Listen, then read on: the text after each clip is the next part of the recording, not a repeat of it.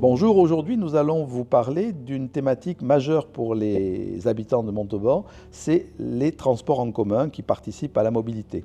Vous le voyez, vous nous l'avez dit très souvent, les transports en commun sont difficiles à utiliser car tout simplement ils ne passent pas du tout fréquemment, que les bus sont très gros et qu'ils sont très souvent vides.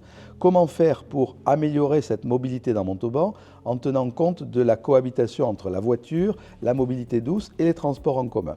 C'est la question que je pose à Stéphanie et à Marie. Qu'est-ce que l'on peut faire pour les transports en commun, les rendre plus attractifs? Comme tu l'as dit, effectivement, les bus sont peu fréquents et peu utilisés parce qu'ils ne correspondent pas aux attentes des Montalbanais.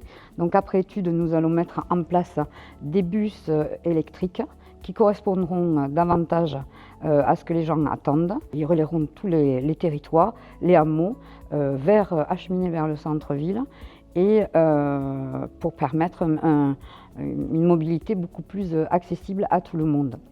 L'élément important étant la fréquence du passage. Et la fréquence du passage, puisque effectivement, aujourd'hui, ce que l'on constate, c'est que les bus sont vides, polluants, et il n'y a pas de fréquence régulière, et notamment on les mettra sur les pics de fréquentation que l'on constatera après étude.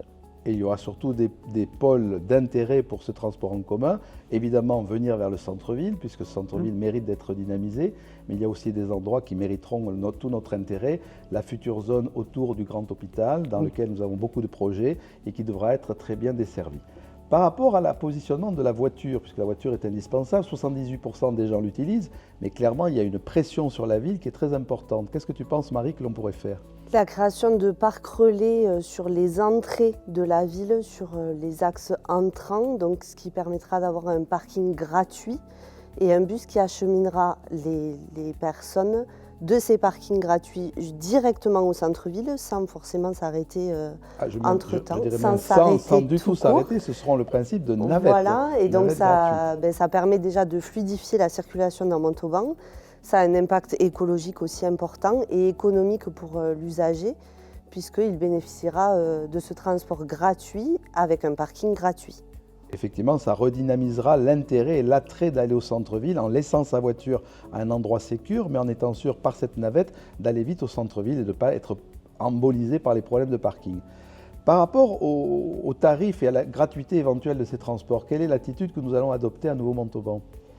On peut aussi penser aux élèves et aux étudiants de la ville avec la gratuité des transports scolaires pour les élèves et pour les étudiants. C'est un élément important puisqu'actuellement ça n'existe pas. D'accord. Ceci dit, la gratuité totale paraît difficile à établir. Il y a quand même une logique économique dont nous sommes comptables et responsables. Donc on a parlé effectivement de la fréquence des transports en commun, on a parlé de cette nouveauté qui n'existe pas de désengorger l'accès des voitures aux différents accès de Montauban. Alors on les a ciblés, c'est donc la route de Paris, la route de Nègrepelisse, c'est Sapiac, c'est Alba Sud, c'est la route de Bordeaux, bref, tous les grands axes, sachant que ces axes risquent aussi d'être nourris par le boulevard extérieur qui va forcément apporter encore plus de voitures. Il faut donc penser au parking. Les parkings de Montauban sont critiqués pour leur cherté, ça c'est sûr, et pour le fait que les gens n'ont pas toujours envie d'y venir.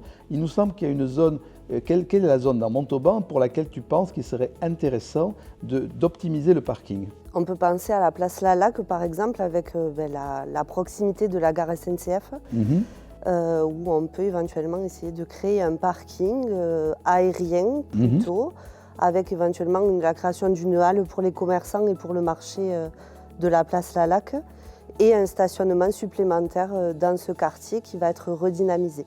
Très bien, donc je pense qu'on a résumé les éléments importants, c'est de faire de la multimodalité dans les transports de Montauban, qui en ont bien besoin. Vous avez parlé des hameaux, on a bien dit que tous les hameaux feraient en sorte d'avoir un transport en commun qui les amène au centre-ville, ce qui n'est pas du tout le cas actuellement.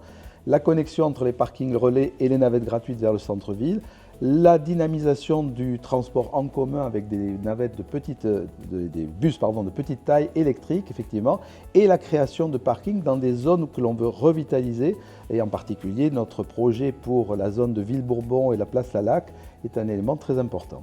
Je vous remercie.